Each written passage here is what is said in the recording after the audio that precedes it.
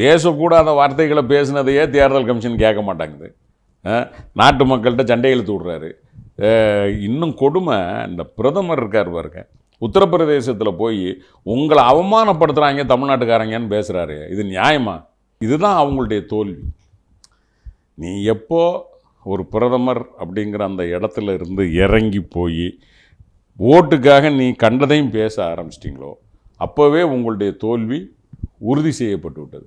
இப்போ அமித்ஷாவை பொறுத்த வரைக்கும் வேணா மோடி ஒரு ரூட்டில் போனால் அமித்ஷா வேறு ரூட்லேயே போவார். அவர் தான் சொல்லிட்டு இருக்கிறாரு. என்னை பொறுத்த வரைக்கும் பிஜேபிக்கு almost the days are counted. அதில் மாற்றுக்கிறதே கிடையாது. ஏன்னா நாட்டு மக்கள் வடக்கு இருந்து எனக்கு தெரிஞ்சு இந்த முறை கன்னியாகுமரி முதல் காஷ்மீர் வரைக்கும் இந்தியா ஒன்றுன்னு நிரூபிக்கிற தேர்தல் முடிவு இந்த தேர்தல் முடிவாக தான் இருக்கும்.